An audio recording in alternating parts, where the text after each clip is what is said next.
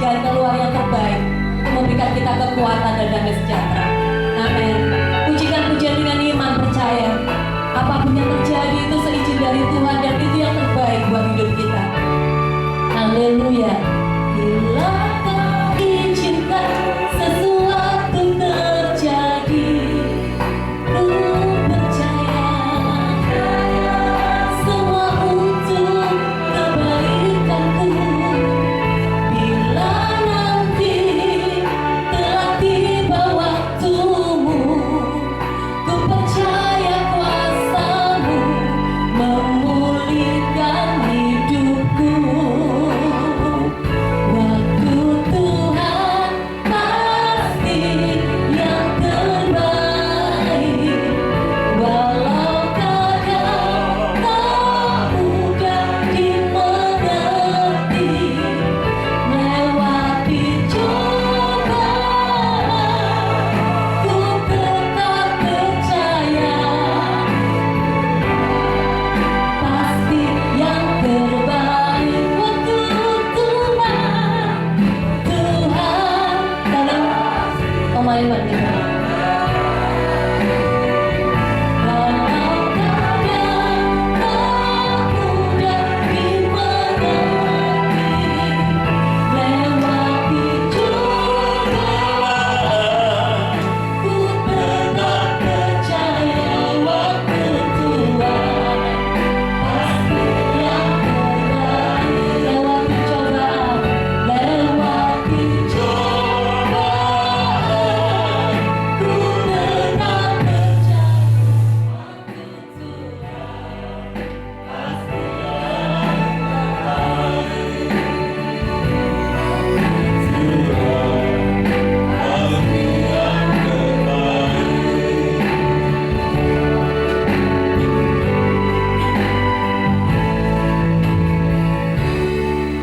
Haleluya. Terima kasih Bapa yang ada di surga. Kami menikmati kebaikan Tuhan sepanjang langkah perjalanan hidup kami, sehingga pada saat pagi hari ini kami boleh bersama-sama diam di dalam bait Tuhan. Kami naikkan nyanyian pujian bagi hormat, kemuliaan dan kebesaran nama-Mu. Kiranya segala pujian kami menyenangkan hati Tuhan, dan kami yakin Tuhan hadir di tengah-tengah kami. Tuhan memberkati, Tuhan memberikan perlindungan kepada kami yang ada pada saat pagi hari ini. Terima kasih Tuhan, kami percayakan kuasa-Mu hebat dan dahsyat melebihi dari segala yang ada. Terima kasih, dan kami akan mendengar firman-Mu. Tuhan memberkati kami sehingga kami dapat memahami apa yang Tuhan inginkan dalam kehidupan ini. Dalam nama Tuhan Yesus Kristus kami naikkan doa kami. Amin.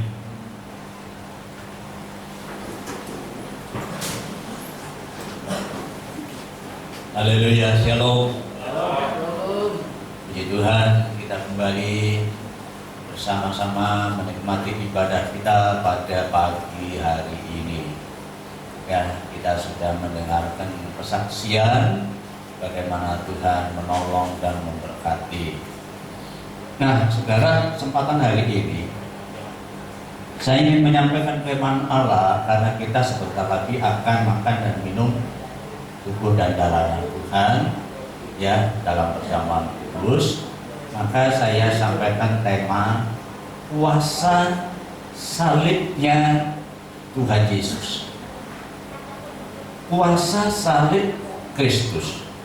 Kuasa ini artinya kekuatan, ya, kekuatan kedahsyatan dari yang namanya salib Tuhan Yesus Kristus. Ya. Jadi salib yang direndahkan orang, ya, banyak orang merendahkan tentang salib, saudara, ya. Tetapi justru salib itu memiliki kuasa. Lagi saya sampaikan, saya ceritakan bahwa saya dulu pernah pertama kali menjadi orang Kristen. Saya ditanya oleh teman saya, "Man, kok saya itu dari Kristen?" Iya, kenapa? Tuhan itu mati. Betul, dia bilang. Tuhan itu mati. Betul. Ya, justru kalau dia tidak mati percuma kita jadi orang Kristen. Ya, nanti kita akan lihat bahwa salib itu punya kuasa.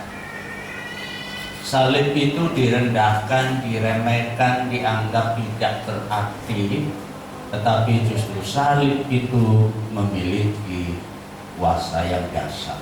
Ya, nah kita baca di dalam Lukas pasal 23 ayat 46. Nah, ketika Tuhan Yesus berada di atas kayu salib, lalu Yesus berseru dengan suara yang nyaring, "Ya Bapa, ke dalam tangan-Mu kuserahkan nyawaku." Dan sesudah berkata demikian, ia menyerahkan nyawanya alias mati. Tuhan Yesus benar-benar mati, saudara. Itu bukan etok-etok, yang bukan pura-pura, tapi benar-benar mati. Alkitab menyaksikan ketika dia berada di atas kayu salib, saudara, dia berkata, "Ke dalam tangan-Mu kuserahkan nyawaku." Berarti nyawanya nggak ada. Dia benar-benar mati, saudara ya. Nah, kematian Kristus itu merupakan satu hal yang sangat luar biasa yang pernah terjadi, tetapi sekali saja dan tidak akan pernah terjadi lagi. Yesus mati cuma satu kali dan tidak untuk kedua kalinya, ya, karena kematiannya itu justru ada unsur kesengajaan, saudara ya. Kematian itu bukan karena keinginan orang lain, bukan. Ya, karena keinginan orang lain dia langsung dibunuh mati, tidak. Atau karena frustasi. Ya, frustasi itu apa ya? Rasa patah hati gitu ya, rasa gagal, artinya daripada urip lebih baik mati saja. Itu namanya frustasi. Tapi Tuhan tidak. Sekali lagi, kematiannya itu bukan karena kehendak, keinginan orang lain atau karena frustasi, tidak. Ya, kematiannya itu adalah atas kehendaknya sendiri. Dalam Yohanes pasal 10 ayat 17 sampai ayat 18, di situ dikatakan, "Bapa mengasihi aku, oleh karena aku memberikan nyawaku." Coba bayangkan, aku memang ada unsur kesengajaan memberikan nyawaku untuk menerimanya kembali. Ya, jadi tidak ada seorang pun yang mengambilnya daripadaku, melainkan aku memberikan menurut kehendakku sendiri. Aku berkuasa memberikannya, dan aku juga berkuasa mengambilnya. Ya, karena inilah tugas yang diberikan Tuhan Bapakku kepada. Jadi saudara perhatikan di sini bahwa Yesus mati. Sekali lagi, itu bukan karena keinginan orang lain. Yesus mati bukan karena patah hati, frustasi, gagal, kemudian mengambil keputusan bunuh diri, tidak. Tapi kematian Yesus itu ada unsur kesengajaan. Dia memang sengaja memberikan nyawanya untuk mati. Ya, jadi kematian Kristus itu sangat penting sebenarnya bagi kita. Ya, sangat penting bagi kita. Nah, sejauh mana kira-kira pentingnya kematian Kristus bagi kita? Oh, dikatakan bahwa kematian Kristus itu sangat penting. Sejauh mana kepentingannya? Ya, Paulus memang pernah berkata dalam kitab 1 Korintus, ya, dikatakan di sana bahwa pasal 15 ayat 3, ya, yang sangat penting aku sampaikan kepadamu bahwa Kristus telah mati. Jadi kematian Kristus itu sangat penting, saudara ya. Penting sekali. Nah, sejauh mana kematian Kristus itu kepentingannya? Ada beberapa hal di sini. Yang pertama, dengan kematian Yesus kita dapat kembali kepada Allah. Saudara, ketika manusia jatuh pertama kali di dalam dosa, manusia itu diusir, ya, diusir dari taman yang luar biasa indahnya, dari tempat yang berbahagia namanya Taman Eden. Mereka itu diusir karena apa? Berbuat dosa. Hubungan dengan Allah putus. Kitab Nabi Yesaya pasal 59 mengatakan yang membuat jarak pemisah antara kita dengan Allah cuma satu, yaitu dosa. Bayangkan kalau manusia berpisah dengan Allah, jauh dari Allah, saudaraku. Allah itu yang menciptakan langit dan bumi, menciptakan segala sesuatu yang bisa kita nikmati. Tetapi ketika kita punya hubungan dengan Allah itu putus. Jangan harap kita bisa menikmati yang indah ini. Pertama kali Allah menciptakan manusia dan berkata, kamu boleh makan buah pohon dalam taman ini sesukamu, dengan bebas. Dan tetapi apa yang terjadi ketika manusia jatuh dalam dosa? Dengan jerih lelah kamu akan makan rezeki. Coba sekarang kalau kita nggak kerja setengah mati, kita nggak bisa nikmati yang kerja begitu rupa saja, kadang-kadang nggak bisa menikmati kok. Itu karena dosa. Ya. Tapi ketika Kristus mati di atas kayu salib, ada sesuatu yang sangat luar biasa yang bisa dinikmati oleh setiap orang yang percaya, yaitu hubungan kita dengan Allah dikembalikan. Jarak pemisah itu sekarang sudah dicopot, karena dalam arti hubungan itu dipulihkan, ya. Di dalam 1 Petrus pasal yang ketiga ayat 18, ya, sebab juga Kristus telah mati satu kali saja, tidak untuk berulang kali, ya, sekali saja untuk segala dosa kita. Ketika Yesus mati justru untuk menghapuskan segala dosa kita, Ia yang benar untuk orang yang tidak benar, dengan satu tujuan, supaya Ia membawa kita balik kepada Allah. Saudara, tidak ada seorang pun yang bisa menghampiri Allah dan berani menghampiri Allah, ya. Tapi ketika orang yang percaya kepada Yesus Kristus, justru Allah bisa kita, artinya kita dekati lagi, kita punya hubungan lagi, karena Yesus yang sudah. Ketika Dia mati, Dia menjadi korban pendamaian, ya, pendamaian. Dia rela mati supaya kita dengan Allah bisa berdamai, saudara. Dan tatkala kita bisa berdamai dengan Allah, pasti kita bisa menikmati segala sesuatu yang Allah punya. Coba kalau saudara bermusuhan dengan saya, saudara masuk saja, mungkin saya tolak. Maaf, tidak terima tamu. Karena apa? Bermusuhan. Apalagi ketika mungkin bisalah sampai di halaman, tak biarkan saja, tidak tak suguhi, tidak tak kasih apa-apa, tidak bisa menikmati apa. Demikian pula kita dengan Allah, ketika kita masih bermusuhan dengan Allah, kita tidak bisa menikmati sesuatu yang baik. Karena Allah menciptakan segala sesuatu dengan baik, ya. Tapi ketika dosa itu masuk, kebaikan itu tidak bisa kita nikmati. Tapi syukurlah kita bahwa Yesus Kristus telah mati darahku untuk membawa kita kembali kepada Allah, ya. Haleluya. Usaha manusia untuk bisa kembali kepada Allah itu sudah diusahakan sedemikian rupa. Perhatikan banyak agama,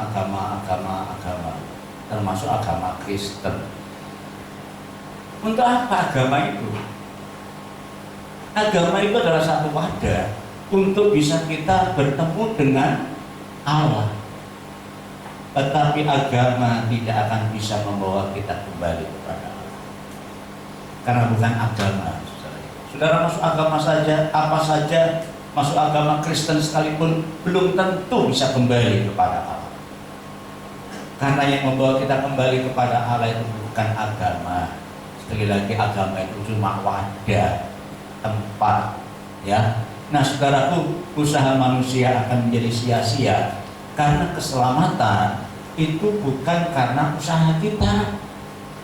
Sekali lagi, saudara-saudara berusaha sebagaimanapun juga. Ya, saya ingat dulu, saya masih muda, tapi suka sekali dengan barang-barang yang magic, klinik. Ya, saya pergi ke Mbah Suro, ya, di gunung mana itu ya. Saya punya tongkat, punya ikat, ya, punya tali, ya, ikat, tongkat, dan apa lagi namanya satu istilahnya itu. Nah, saudara, bayangkan, saya masih muda karena ingin selamat. Nah, dalam ikat saya itu ada kemenyan. Kalau saya dalam perjalanan ketakutan, kemenyan itu saya ambil, tak mood. Takut saya hilang. Masih muda. Saya suka simpen-simpen barang begituan, ya. Tapi ketika saya percaya kepada Yesus, saudara, seorang hamba Tuhan itu dari luar negeri kebetulan evangelis datang ke Surabaya, saya kebaktian ikut ibadah, kemudian minta, siapa yang punya jimat, bawa ke sini, ke depan. Tidak berani saya, diam saja saya. Padahal saya punya jimat-jimat itu. Sebab tongkat saya itu kalau dibakar jadi ular. Ini tidak boleh dibakar. Jadi saya terikat itu. Setiap Jumat saya mesti kasih makanan dia dengan kembang. Ya, dengan kembang, dengan rokok. Dulu itu rokok cap upat. Kalau tidak upat tidak boleh. Mungkin sponsor dia. Saking bodohnya nggak ngerti, saya kasih rokok upat satu bungkus, kemudian bunga, ya, kembang. Dan satu hal, katanya yang memberi itu jangan sampai dibakar, sebab kalau dibakar dia akan jadi ular. Waduh, ketakutan saya, benar ketakutan. Nah, waktu saya di Lebak Agung, yang berapa itu? Yang satu ya, sebelum tinggal di Pak Teddy. Itu. Tetapi satu saat, saudara, saya percaya Yesus, diminta, mana berhala? Bawa ke sini. Saya tidak kasih, karena saya takut. Tapi saya nggak tenang. Sampai di rumah saya mikir, karena saya sungkan kan, saya punya jimat, saya bakar sendiri. Mati kan, wis itu. Saya berdoa, saya bakar. Akan semerem sudah, tinggal tunggu saatnya saya mati dipakut ular. Kok nggak dicopot-copot aku ya? Waktu itu melek, ternyata tongkat saya jadi abu. Waduh, lego saya, saudara. Sejak itu sudah jimat-jimat tak buang semua. Saya berusaha selamat. Ya, masih muda itu sudah begitu rupa saya ingin selamat dengan cara sedemikian. Tapi Alkitab katakan, keselamatan atau usaha manusia itu sia-sia. Ya, dalam Efesus pasal 2 ayat 8 sampai 9 di situ dikatakan, sebab karena kasih karunia itu pemberian cuma-cuma, kamu diselamatkan kapan? Ketika kita percaya. Keselamatan itu mahal, tapi diberikan dengan cuma-cuma ketika kita percaya. Ya, sebab karena kasih karunia kamu diselamatkan oleh iman. Itu bukan hasil usahamu, itu pemberian Allah, itu bukan hasil pekerjaanmu. Jangan ada orang yang menyombongkan diri. Saudara, kita bisa selamat. Dalam arti selamat itu bukan hanya terhindar dari masalah-masalah dunia saja, luput dari kecelakaan, bukan itu. Selamat untuk masa yang akan datang. Karena manusia itu semua akan mati, tetapi sudah mati akan datang hukuman. Karena dimikir saudara bahwa mati itu enak, ya. Tentu banyak orang yang sudah kebingungan, utangnya banyak, maka lebih baik mati sajalah, lunas hutang saya. Justru setelah mati Alkitab katakan akan datang hukuman. Tidak ada seorang pun yang bisa menghindarkan diri dari hukuman kecuali kasih karunia, kecuali pemberian cuma-cuma dari Allah ketika kita percaya dan kita selamat. Haleluya. Ya, bersyukurlah saudaraku ya. Kristus merupakan jalan bisa kembali kepada Allah. Ya, perhatikan di dalam Yohanes pasal 14 ayat 6. Tidak ada seorang nabi manapun yang bisa berkata atau berani berkata seperti ini. Tuhan Yesus berkata, akulah jalan dan kebenaran dan hidup. Tidak ada seorang pun yang bisa datang kepada Bapa kalau tidak melalui aku. Kalau yang lain tidak ada jaminan, saudara, masih mudah-mudahan, ya. Tapi kalau kita percaya Yesus, tidak ada kata mudah-mudahan. Dan berkata, akulah jalan kebenaran dan hidup. Tidak ada seorang pun sampai kepada Bapa dan bisa datang kepada Bapa kalau tidak melalui aku. Karena kita memiliki janji firman Allah seperti itu, bahagia sekali saudaraku. Kenapa? Kapan saja kita bisa menghampiri hadirat Allah, hadirat Bapa yang di surga. Kapan saja. Saat kita senang, saat kita susah, saat kita punya masalah, kita boleh datang menghampiri. Wow, luar biasa saudara. Dan satu hal lagi, istilah yang digunakan itu antara anak dan Bapa. Saya bangga jadi orang Kristen, bukan saya jadi orang Kristen, tetapi saya bangga karena saya anaknya Bapa di surga. Anak Allah. Dalam mungkin kita banyak orang Kristen hanya berpikir yang penting jadi orang Kristen. Enggak pernah merenungkan kenapa kita diangkat jadi anak Allah. Teman saya juga tanya gitu juga. Ya Pak, kan saya dari anak Allah kan? Waduh, benar tidak bilang gitu. Saya anak Allah. Anak itu selalu diperhatikan oleh bapaknya, selalu diopeni oleh bapaknya, saudara. Nah kalau Allah itu Bapak kita, jangan khawatir tentang hidup kita. Tuhan Yesus berkata, Bapakmu di surga ngerti kebutuhanmu. Luar biasa enggak? Oh, saya gak ragu-ragu lagi. Ya bukan karena saya pendeta, bukan. Itu kan jabatan kan Allah panggil saya untuk melayani. Tapi saya sadar saya adalah anak-anak Allah, saudara. Saya gak perlu khawatir tentang hidupnya. Banyak orang bingung saat sekarang ini, ya. Apalagi pendeta yang jemaatnya kecil, itu banyak yang bingung loh, saudara. Anak ibadah tanpa kolektor, mereka bingung. Saya juga ditanya, bagaimana Pak? Gak apa-apa. Saya bilang, Bapakmu di surga ngerti kebutuhanmu. Saudara, kalau kita yakin itu bukan hanya untuk saya, untuk saudara juga. Kalau saudara adalah anak-anak Allah, kapan kita bisa jadi anak Allah? Kalau kita percaya kepada Yesus Kristus. Ini rahasia, ya, rahasia yang besar yang tidak diberikan oleh siapapun. Tuhan pasti memelihara kita, saudara ya. Itulah Kristus merupakan jalan bagaimana kita bisa bertemu dengan Allah. Ya, akulah jalannya, ya, akulah jalannya, ya, supaya orang bisa datang menghampiri Yesus.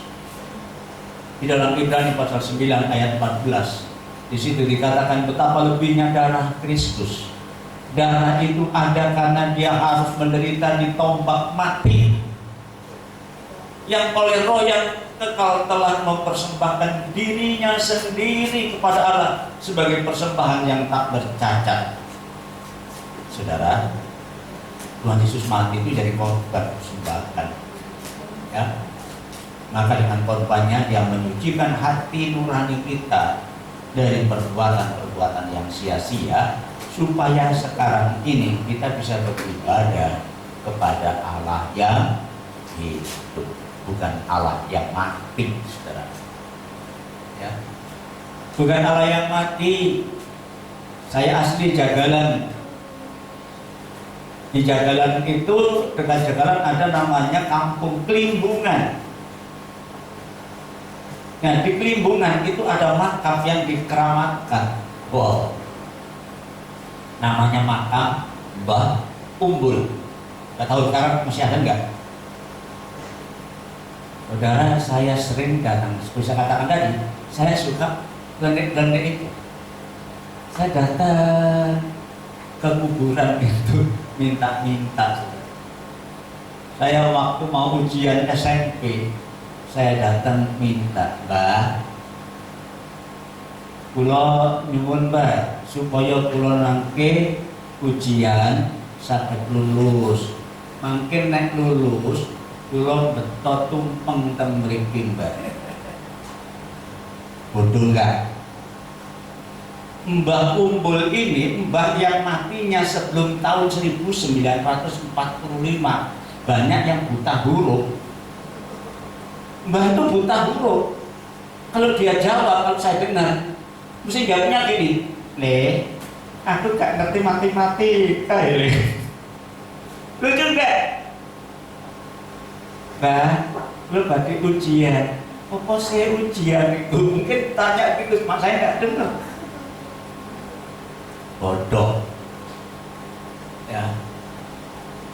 Tetapi ketika Yesus mati dan kita percaya kepadanya, saudaraku, kita katakan supaya Dia menyucikan hati nurani kita dari perbuatan yang sia-sia, sehingga kita dapat beribadah kepada Allah yang hidup, bukan Allah yang mati.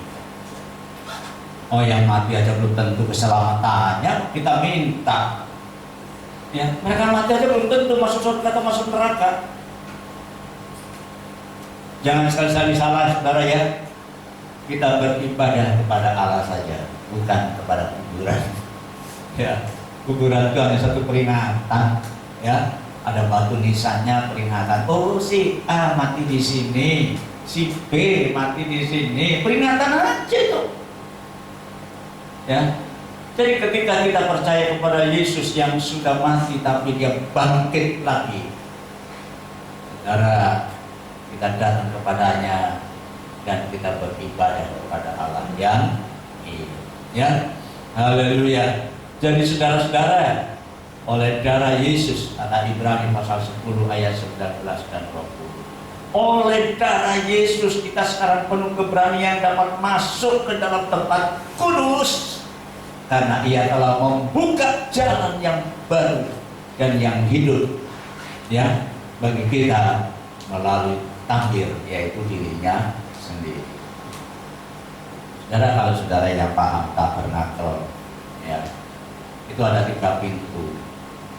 Pertama, pintu gerbang untuk masuk ke halaman, dan yang kedua pintu kemah masuk tempat ibadah. Ya, di situ ada tempat-tempat, ya, dikatakan ruangan suci. Tapi yang terakhir itu ada tirai, itu ruangan maha kudus. Tidak semua orang boleh masuk di sana. Imam besar pun 1 tahun sekali baru boleh masuk. Tapi kalau dia nggak berlayak, dia mati di dalamnya. Jadi tidak gampang masuk ke ruangan maha kudus menghadap hadirat Allah itu. Tapi ketika Yesus mati di atas kayu salib, Dia berkata, bawa ke dalam tanganmu kuserahkan rohku. Maka tabir bait Allah itu robek dari atas ke bawah, sehingga jalan terbuka. Dia telah merobek tabir, yaitu dirinya sendiri. Dirinya sendiri ditombak mati, dan tabir bait Allah itu robek. Ketika Yesus mati, jalan masuk menghadap hadirat Allah terbuka. Tentu bagi yang percaya. Oleh karena tidak percaya tidak akan masuk ke sana. Nah, saudara, apa yang terjadi di dunia sekarang ini? Sudahlah, percaya sama Tuhan. Ya, kita sudah punya tempat tersedia di surga sana. Ya, kan kita nggak tahu juga kapan baliknya kita. Ya, tapi sekali lagi jangan takut dengan segala perkara, saudara ya. Bersukacitalah. Hati yang gembira adalah obat yang manjur. Bukan hanya sekedar obat yang manjur. Kalau saudara pergi ke apotek ini, nggak tahu masih ada enggak, saya belum lama ke sana. Itu ada tulisan, hati yang gembira adalah obat. Titik. Kemudian saya tanya, Mas, ini kurang kalimat ini. Maksudnya gimana? Ini kurang. Tidak begitu bunyinya. Hati yang gembira adalah obat yang manjur. Bukan hanya sekedar obat yang manjur. Kalau cuma ditulis begini saja masih kurang. Saya percaya dia tidak berani nulis yang manjur. Kalau manjur obatnya tidak laku. Jadi saudara, hati kita bergembira, marilah bersukacita. Apapun yang terjadi kita tetap bersukacita karena Tuhan Yesus sudah mati bagi kita. Ya, haleluya. Yang kedua, kuasa salib Yesus itu supaya kita hidup di dalam kebenaran, saudara. Karena banyak orang hidupnya nggak benar, ya, hidup dalam kebenaran, ya. Dalam 1 Petrus pasal 2 ayat 24, Dia sendiri telah memikul dosa kita di dalam tubuhnya di kayu salib, supaya kita yang telah mati terhadap dosa, mati karena dosa, mati sekarang dari dosa, dalam arti dosa itu sudah diputuskan, maka kita hidup untuk kebenaran. Untuk kebenaran. Dan katakan kebenaran itu adalah firman, saudara ya. Jadi sekarang kita hidup hanya hidup karena firman Tuhan. Karena firman Tuhan itu tidak pernah bohong, ya. Haleluya. Nah, tidak ada satupun orang yang benar sesungguhnya di dunia ini, ya. Semua sudah terlibat dosa, semua sudah kehilangan kemuliaan daripada Allah. Tidak ada satupun yang benar di muka bumi ini menurut pandangan Allah, saudara. Kalau menurut pandangan manusia mungkin nilainya beda. Orang itu benar, orang itu benar. Tapi pandangan Allah katakan tidak ada satupun orang yang benar. Orang yang alim bijaksana sekalipun tidak ada yang benar di hadapan Allah. Semua sudah berbuat dosa. Tidak ada seorang pun yang bisa mencapai kebenaran. Ya. Nah, Paulus sendiri pernah berkata, ya, bahwa ada hukum di dalam dirinya, ya. Di dalam Roma pasal 7 ayat 21 sampai 25. Demikian aku dapati hukum ini, jika aku mengingini atau menghendaki berbuat apa yang baik, yang jahat yang aku lakukan. Ya, keinginan hatinya melakukan yang baik, tetapi justru yang jahat aku lakukan. Ya, sebab di dalam batinku aku suka memang akan hukum Allah.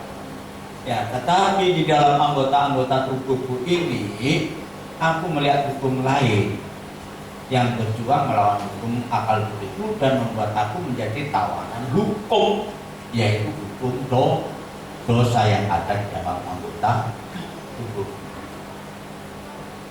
Di dalam hidup ini ada hukum. Hukum itu mengikat. Ya. Kalau kita sudah terikat oleh hukum, hukum itu mengikat. Siapa yang melanggar pasti dapat sanksi.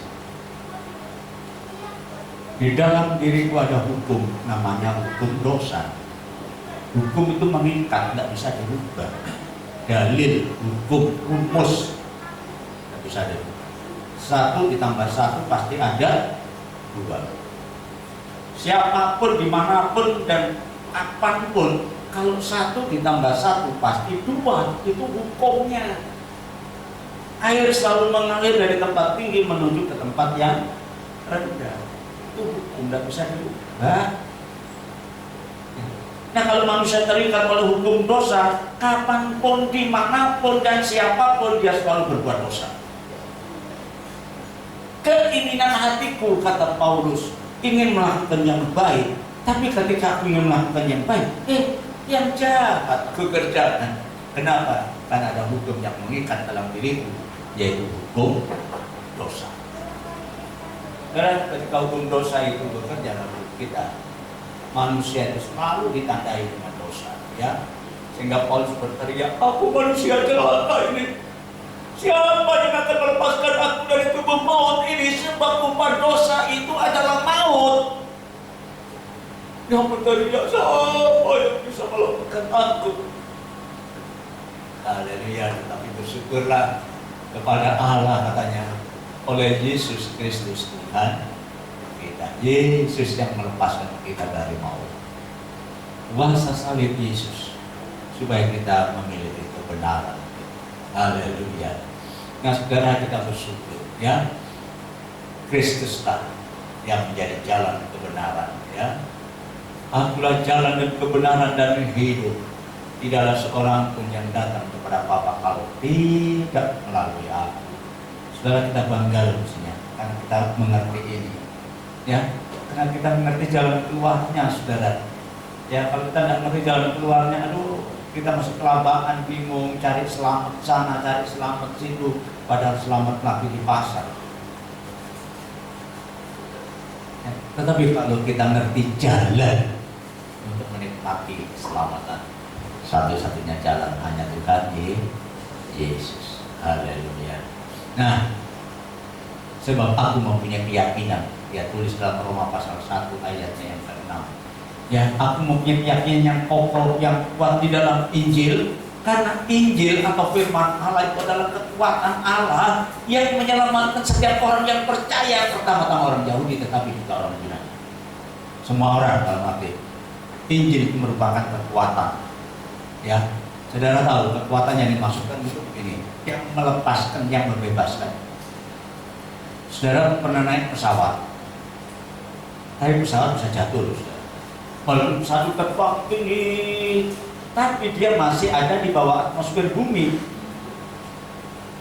maka bisa dipengaruhi dengan gaya tarik bumi, gaya gravitasi bumi. Sehingga walaupun dia terbang tinggi, maka ada pesawat yang jatuh karena masih ada di bawah atmosfer. Ada hukum yang mengikat, yaitu hukum gravitasi. Tetapi kenapa pesawat ruang angkasa itu kok bisa nggak jatuh, malah dia bisa melayang-layang? Karena dia ada di luar atmosfer bumi. Nah, untuk sampai di sana mereka menggunakan kekuatan yang dahsyat, sampai bisa lepas dari atmosfer bumi, melayang-layang. Nah, kita katakan kita tidak ada di bawah dosa. Kita bergerak ke sana dosa, bergerak ke sini dosa, ke depan dosa, ke belakang dosa. Tetapi Injil adalah kekuatan Allah yang bisa melepaskan kita bebas dari dosa. Dan sekarang saya sudah bebas. Ya, kita sudah bukan orang berdosa lagi, saudara. Jangan mengecilkan kuasa salib, ya. Kadang-kadang kalau kita ngomong sama orang gini, loh, aku kan orang berdosa. Tidak, kita bukan orang berdosa lagi, jangan salah. Nah, ya saya bilang dosa sih. Ingat, kita bukan orang berdosa lagi, ya. Paulus nulis suratnya kepada jemaat-jemaat, ya, baik di Roma, di Korintus, di Galatia, di Efesus. Dia selalu ngomong begini, kepada jemaat orang-orang kudusnya, bukan orang berdosa. Kita adalah orang-orang kudus, saudara. Kita bukan orang berdosa lagi, yang penting jangan berbuat dosa lagi. Dosa kita itu bisa dihapuskan sejak kita percaya kepada Yesus. Dosa masa lalu sampai yang terakhir sekarang ini, ketika kita percaya Yesus, dosa itu sudah dihapuskan dan kita bukan orang berdosa lagi, tapi kita adalah orang-orang kudusnya. Satu yang sangat luar biasa. Orang lain boleh saja berkata, oh, saya kan orang berdosa, makanya saya mesti ya ini aku tidak, aku bukan orang berdosa lagi, aku orang kudus. Ya, karena Injil itulah kekuatan Allah ya yang bisa membebaskan kita. Haleluya. Nah, yang ketiga, saudara, kuasa Yesus itu supaya kita hidup untuk Tuhan. Jadi hidup kita itu bukan untuk diri kita sendiri, saudara. Kita hidup itu untuk kemuliaan Tuhan, ya. 2 Korintus pasal 5 ayat yang ke-15 dikatakan di sana, dan Kristus telah mati untuk semua orang, supaya mereka yang hidup dulu mati sekarang sudah dihidupkan, tidak lagi hidup untuk dirinya sendiri, melainkan hidup untuk Dia yang telah mati dan telah dibangkitkan untuk mereka. Ya. Jadi kita yang dulu berdosa, dulu mati di hadapan Allah, nah sekarang kita hidup dan hidup untuk Tuhan. Ya. Jadi apapun yang kita kerjakan untuk Tuhan. Ya. Nah, kita adalah imam-imam, ya. Oleh darah Yesus kita telah ditebus, telah dijadikan imam-imam, ya, dan membuat kita kerajaan imam-imam. Nah, supaya kita pergi, saudaraku, ya, pergi memberitakan, ya, sebagai imam harus melayani. Nah, kamulah bangsa yang terpilih, imamat yang rajani, bangsa yang kudus, umat kepunyaan Allah sendiri. Supaya kamu pergi memberitakan perbuatan yang besar dari Dia yang memanggil kamu keluar dari kegelapan menuju terangnya yang ajaib. Nah, dari kita kuasa salib Yesus membawa kita untuk kita menjadi saksi Tuhan. Di tengah-tengah kesulitan ini kita tetap harus bisa menjadi saksinya Tuhan. Ya, jadi saksi Tuhan di dalam segala hal. Kita saksikan bahwa Tuhan hidup di dalam kehidupan kita.